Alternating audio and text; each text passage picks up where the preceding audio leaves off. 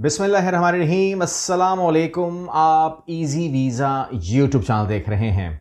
آج کی ویڈیو انتہائی خاص ہے اور میں درخواست کروں گا، میں درخواست کبھی بھی نہیں کرتا لیکن میں درخواست کروں گا کہ آپ نے ہر پوائنٹ کو ہی غور سے سننا ہے، کیونکہ اگر آپ ایک پوائنٹ بھی مس کر دیں گے تو ویڈیو ضائع ہو جائے گی آپ کی۔ لہٰذا آپ نے اینڈ تک لے کے جانا ہے اور ویڈیو کے ہر پوائنٹ کو سمجھنا ہے، تبھی آپ کو وہ جواب ملے گا جو آپ سوال کرتے ہیں کہ ہمارا جو سکسیس ریشو ہے ویزا ملنے کا وہ زیادہ کیوں ہے۔ اور اگر آپ اس کو خود بھی کرنا چاہیں اور یہی فارمولہ اپلائی کریں تو آپ کا بھی سکسیس ریشو آئے گا، ٹھیک ہے۔ نقصان نہیں ہے کوئی، دیکھنے میں فری ہے کنٹینٹ، تو دیکھ لیجئے۔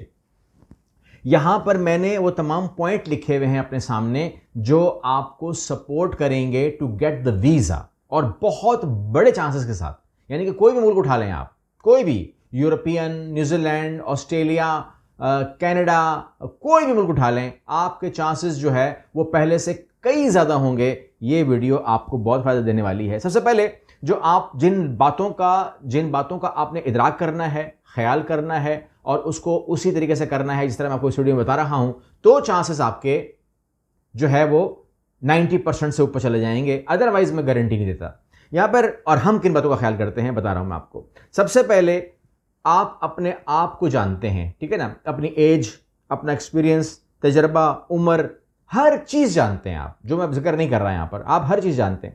تو جب جانتے ہیں تو اسی کے مطابق آپ نے اپنے لیے ویزے کا انتخاب کرنا ہے، کیٹیگری کا انتخاب کرنا ہے، ٹھیک ہے نا، کس کیٹیگری میں جانا ہے آپ نے۔ ایک یہ نہیں ہوتا مجھے آپ دبئی وہ لگزمبرگ بھیج دیں، ایسا نہیں ہوتا۔ کیوں بھیج دیں، کیا کرنا ہے وہاں پر آپ نے، تو یہاں پر آپ نے کلیئر کرنا ہے، کہیں بھی آپ نے اپلائی کرنا ہے کہ وزٹ ویزا اپلائی کرنا ہے، ورک ویزا اپلائی کرنا ہے، اسٹوڈنٹ ویزا اپلائی کرنا ہے، بزنس ویزا اپلائی کرنا ہے، ری یونیفیکیشن اپلائی کرنا ہے، ٹرانزٹ اپلائی کرنا ہے، تو آپ نے جو آپ نے منتخب کیا اور جو واقعی آپ سے مطابقت رکھتا ہو اسی کیٹیگری میں اپلائی کریں۔ سب سے پہلے اپنی ایک مکمل اسسمنٹ کریں، ٹھیک ہے، ہو گیا۔ کیونکہ اگر آپ غلط کیٹیگری میں جائیں گے، اب آپ سوچئے نا کہ ایک آدمی ہے 45 سال کا ہے، 48 سال کا ہے، 50 سال کا ہے، 60 سال کا ہے۔ یاد رکھیے گا، لوگ مجھ سے پوچھتے ہیں میری ایج یہ ہے، یا آپ نے ایج نہیں بتائی۔ بات یہ ہے کہ ایج کچھ بھی ہو، کبھی ایج آپ کو فائدہ دیتی ہے، کبھی آپ کو ایج نقصان دیتی ہے۔ It's depend on the category, ٹھیک ہے نا، کس کیٹیگری میں آپ جا رہے ہیں۔ اور غلط کیٹیگری میں اپلائی کرنے سے آپ کی ریجیکشن لازمی ہوتی ہے، یہ بات دماغ میں رکھیں گے۔ اگر نہ ہو تو سمجھ لیں کہ آپ بچ گئے، ٹھیک ہے۔ اس کے بعد آپ نے جو معلومات دینی ہے اس کی تسلسل میں وہ معلومات رہے۔ یعنی کہ فار ایگزامپل آپ کا پاسپورٹ ہے، آپ کا بینک اسٹیٹمنٹ ہے، آپ کے فائنینشیل ڈاکومنٹس ہیں، آپ کے ملازمت کے ڈاکومنٹس ہیں، آپ کی پراپرٹی کے ڈاکومنٹس ہیں، آپ کے جو ٹیکسز کے ڈاکومنٹس ہیں، جو کچھ بھی ہیں، آپ کا درخواست فارم ہے، ان تمام کے اندر آپ کی معلومات سیم ہونی چاہیے۔ مطلب فار ایگزامپل اگر میں کہتا ہوں کہ جی ملک منور ظریف صاحب ہیں، تو ملک منور ظریف صاحب جو ہیں وہ کامنلی ان کو کہا جاتا ہے، یا وہ اپنے سی وی میں لکھتے ہیں یا وہ ڈاکومنٹ لکھتے ہیں، اور انہوں نے اپنی فائل بھی ملک منور ظریف سے بھر دی ہے، لیکن وہ آئی ڈی کارڈ میں کچھ اور ہے، پاسپورٹ میں کچھ اور ہے، اس طریقے سے کچھ اور چل رہا ہے۔ تو you have to follow the passport name, you can say, یا you have to follow the I D card name. یعنی کہ آپ نے جو پاسپورٹ ہے اس کو بنیاد بنا کر کے آپ نے اپنی فائل بھرنی ہوتی ہے۔ تو لہٰذا جو بھی معلومات ہے اگر آپ وہ غلط کر دیں گے تو پھر سمجھ لیجئے گا کہ آپ نے گویا ایسا کام کر دیا ہے کہ وہ آپ ریجیکشن مانگ رہے ہیں ان سے، ٹھیک ہے نا۔ تو نیم شوڈ بی سیم، کیونکہ آپ لوگوں کو چائنیز نام نہیں پتا، کورین نام نہیں پتا، فلپینو نام نہیں پتا، تو اگر وہ نام میں تبدیلی نظر آئے گی نا، مطلب مان لیجیے اس کے نام میں 3 نام آ رہے ہیں، مثال میں دے رہا ہوں آپ کو نا، نام نہیں بول رہے ہیں یہاں پر ہم، ٹھیک ہے نا۔ تو اگر وہ 3 نام کی جگہ 2 نام ہوں گے، 4 نام ہوں گے، تو آپ بولیں گے یہ بندہ یہ تو نہیں ہے، ٹھیک ہے نا۔ تو یہ وہ والی بات ہے۔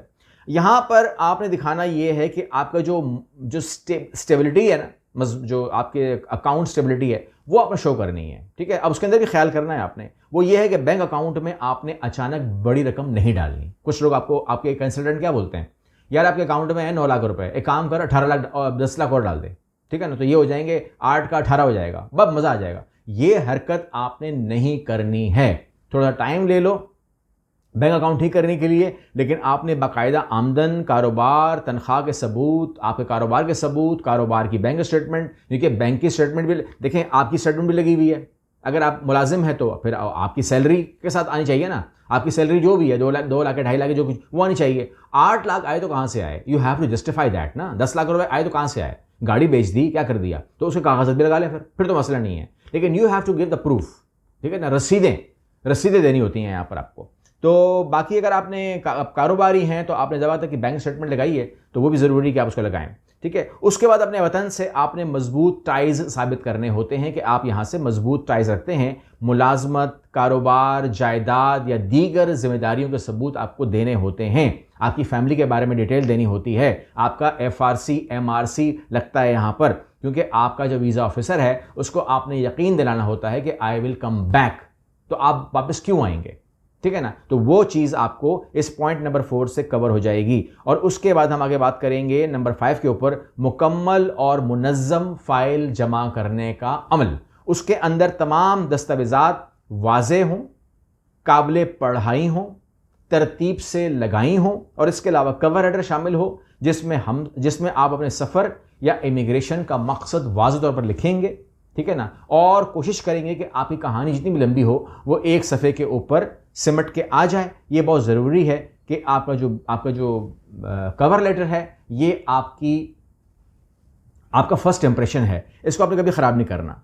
इसके बाद आपकी जो सफ़र की तारीख़ है, मकसद है, उसको आपने वाज़ेह तौर पर बयान करना है, जिसमें होटल बुकिंग है, फ़्लाइट प्लान है, आपका इन्विटेशन लेटर है अगर है तो, जॉब ऑफ़र लेटर है अगर है तो, या यूनिवर्सिटी लेटर है अगर है तो, वट जो भी है वो तमाम के तमाम डॉक्यूमेंट आपने लगाने भी हैं, वाज़ेह लगाने हैं, पढ़ने की शक्ल में हो, ठीक है ना। बाज़ लोग क्या कहते हैं मोबाइल में खींच लेते हैं, दिखा रहे होते हैं, वो नहीं मुनासिब, ठीक है ना।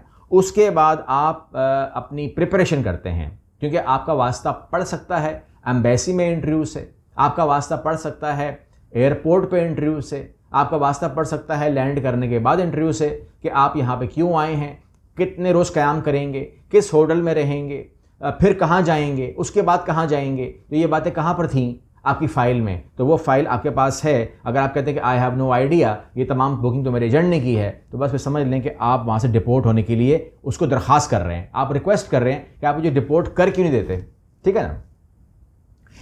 मुल्क की इमिग्रेशन की पॉलिसी को समझना ज़रूरी है। अगर आप ऑस्ट्रेलिया जा रहे हैं, कनाडा जा रहे हैं, न्यूजीलैंड जा रहे हैं, कहीं पर भी जा रहे हैं, तो आपने हर मुल्क की जो तरजीहात होती हैं उनको आपने पढ़ना होता है और उनके जो तकाज़े हैं उनको समझना होता है। अगर आप तकाज़े नहीं समझते तो ज़ाहिर सी बात है गोया कि आप अपने लिए ही मुसीबत खड़ी करेंगे। और उसके बाद आपने एक मुकम्मल अगर है तो एक बहुत ही डॉक्यूमेंट बड़ा स्ट्रॉन्ग होता है, उसको हम कहते हैं ट्रैवल हिस्ट्री। ट्रैवल हिस्ट्री में आप जब से आप पैदा हुए हैं उस वक्त से लेकर के अब तक आप कहाँ कहाँ गए हैं, ख़ासकर पिछले गुज़रे 5 साल की जो आपकी वीज़ा की जो पिक्चर्स हैं उसकी फ़ोटोकॉपी कीजिए। ये मत बोलें कि पासपोर्ट में है ना, देख लेगा वो, नो।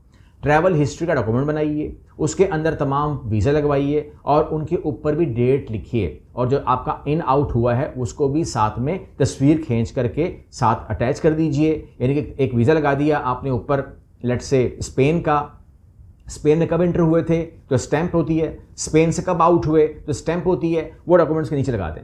इस तरतीब से आपके पास चार ट्रैवलिंग है, 8 ट्रैवलिंग है, उसको आपने ख्याल करना है। उसके बाद रिजेक्शन आ जाती है किसी के पास, तो फिर क्या होता है, रिजेक्शन के बाद जल्दी अप्लाई नहीं करना चाहिए। और चूँकि आप पाकिस्तान से मुख्तलिफ ममालिक में यानी कि यूरोप में, ऑस्ट्रेलिया में, न्यूजीलैंड वगैरह में वीज़ा के मामलात में आप जानते हैं कि हम एकदम से एक टारगेट करते हैं, तो वहाँ पर आपने जो है देखना ये है कि उसमें आपकी क्या कमी है, वो कमी लिख के देते हैं आपको पता होता है। तो वो तमाम की तमाम चीज़ें जो हैं उसको पूरा करें, और लगभग मेरे हिसाब से 3 से 6 महीने बेहतर होते हैं, 6 महीने बेहतर होते हैं अगर आप उसको करना चाहेंगे तो। उसके बाद जो सबसे कीमती डॉक्यूमेंट होता है उसको मैं कहता हूँ स्टेटमेंट ऑफ पर्पस, ठीक है ना। ये वो डॉक्यूमेंट होता है जो आपका कंसल्टेंट जो है वो 99% लगाता ही नहीं है, वो क्या ज़हमत करेगा, लगाने की क्या ज़रूरत है, ठीक है ना। आप मांग रहे हैं ना वो लगा रहा है। एक मैं ही हूँ जो मालूमात दे रहा होता हूँ और मालूमात देने के बाद फंसता हूँ, ठीक है ना। मैं फंसता हूँ कंसल्टेंट के सामने क्योंकि वो कहता है कि यार आपने हमारे कपड़े उतार दिए। मैं फंसता हूँ अपने लोगों के सामने क्योंकि वो कहते हैं कि जी आपको ज़्यादा बता रहे हैं। तो मेरे लिए बड़े मसले होते हैं और मेरे ऊपर शिकायतें होती हैं फिर, ठीक है ना। ज़ाहिर सी बात है कि जब मैं यहाँ पर आपको बताऊँगा तो कहीं ना कहीं शिकायत भी होती है। बहरहाल अल्लाह मालिक है, वो हम जब जो कुछ लिखा हुआ नसीब में वो हो जाएगा। आप क्यों जाना चाहते हैं, आपने ये मुल्क क्यों मुंतखब किया, आपका तालीमी या पेशा वराना पस मंज़र क्या है, आपके मुस्तकबिल के मंसूबे क्या हैं, आप वीज़ा की शराइत की पाबंदी क्यों करेंगे।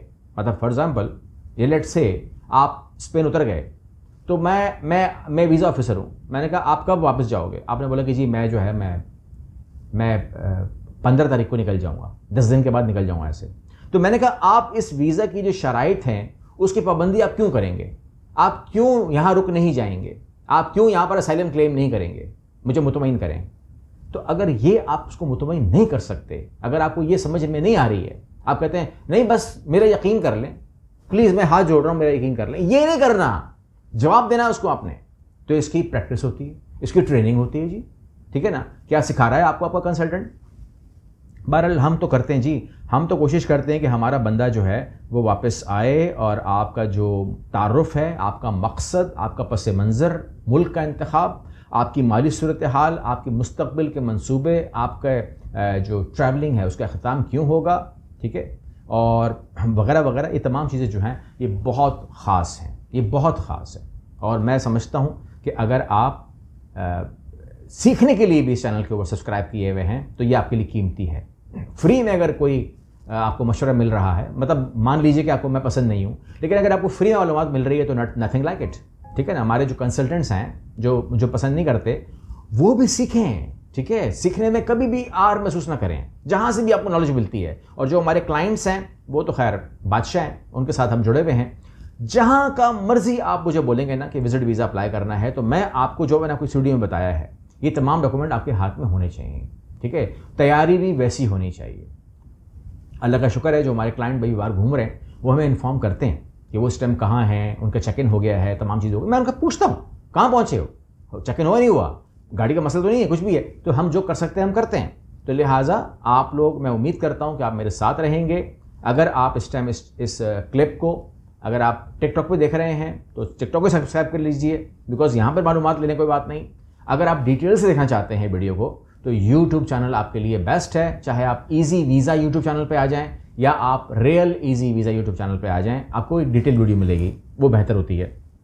अगर आप फेसबुक पे देख रहे हैं तो भी आप मेरी कम्युनिटी हैं, मेरा हिस्सा हैं, मैं आपको भी अप्रिशिएट करता हूं कि आप इस टाइम कम से कम एटलीस्ट दुनिया का सबसे बड़ा और नेक काम कर रहे हैं, और वो है सीखने का अमल। सीखना बहुत ज़रूरी है ज़िंदगी में, और अगर किसी दिन आप नहीं सीखते तो वो दिन आपका ज़ाया काउंट होता है। अगली वीडियो मिलते हैं, अल्लाह हाफ़िज़।